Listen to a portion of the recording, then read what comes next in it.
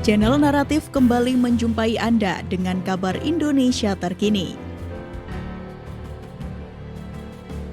Blok Masela merupakan salah satu proyek strategis nasional yang hak partisipasinya dipegang oleh perusahaan Impact dan Shell.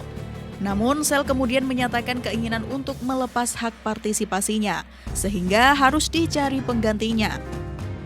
Sebelum menarik diri dari Blok Masela, Shell menguasai 35% saham Participating Interest atau PI. Sejumlah perusahaan migas menyatakan berminat menggantikan Shell di blok tersebut, antara lain PT Pertamina.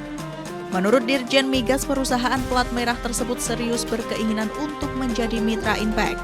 Kepala SKK Migas Dwi Sucipto mengatakan akuisisi saham Shell di Blok Masela oleh Pertamina masih dalam proses. Minggu ketiga April 2023 ini diharapkan akan ada submission offering dari pihak Pertamina. Meski isu pembentukan konsorsium antara Pertamina dan Petronas dalam proyek Blok Masela mencuat, Dwi mengaku belum menerima surat resmi dari Pertamina terkait kepastian adanya konsorsium tersebut. Saya belum dapat surat resmi dari Pertamina, tapi memang Pertamina mungkin sudah lebih besar kepastiannya untuk berkonsorsium dengan partnernya yang tadi disebutkan. Ujar dia dalam jumpa pers Senin 17 April. SKK Migas menyatakan proyek Blok Masela akan terus berjalan secara paralel.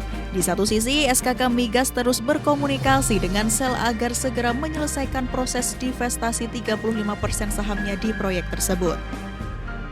Sebagai informasi, Blok Masela terletak di Kabupaten Kepulauan Tanimbar, Maluku.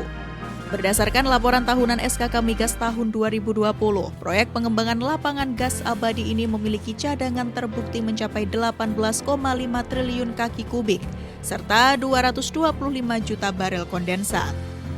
Blok Masela memiliki proyek produksi gas alam cair atau liquefied natural gas sebesar 9,5 juta ton per tahun, gas pipa 150 juta kaki kubik per hari, dan kondensat 35.000 barel per hari. Sampai saat ini, jadwal produksi Blok Masela belum mengalami perubahan yaitu tahun 2027.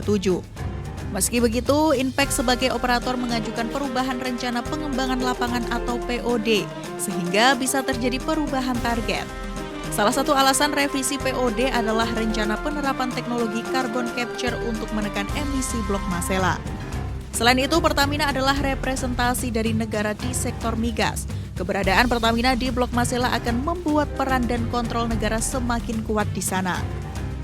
Pemerintah menegaskan kembali dukungannya terhadap pengembangan Blok Masela yang terletak di Kabupaten Kepulauan Tanimbar, Maluku, antara lain dengan memberikan berbagai fasilitas yang menarik bagi investor.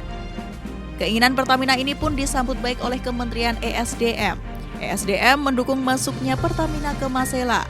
Menteri Energi dan Sumber Daya Mineral Arifin Tasrif menegaskan sejauh ini pemerintah mendukung penuh proyek Masela ini. Tidak hanya itu, Menteri BUMN Erick Thohir juga mendorong Pertamina untuk segera menyelesaikan alih aset 35% saham pengelolaan proyek abadi LNG Blok Masela dari perusahaan migas asal Inggris Shell tersebut. Manuver Pertamina dinilai bisa mempercepat pengangkutan gas di Blok Masela yang tak kunjung terrealisasi. Menteri Erick mendukung karena blok gas tersebut sudah tidak produksi maksimal selama puluhan tahun. Erick juga menyampaikan bahwa Pertamina punya modal kapital yang kuat untuk mengakuisisi ladang gas di Kabupaten Kepulauan Tanimbar, Maluku itu. Sebelumnya pada 2 September 2022, dalam keterangannya di Pasar Olilit Kabupaten Kepulauan Tanimbar, Maluku, Presiden Joko Widodo menyatakan bahwa pemerintah terus mendorong agar pembangunan lapangan abadi Blok Masela dapat segera terselesaikan.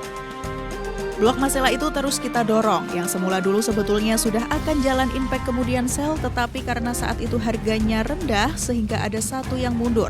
Pengerjaannya juga ikut mundur.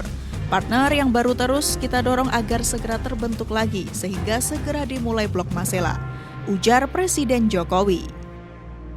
Nah, itu tadi yang bisa Naratif sampaikan dalam video kali ini. Silakan tulis pendapat kalian di kolom komentar di bawah ini.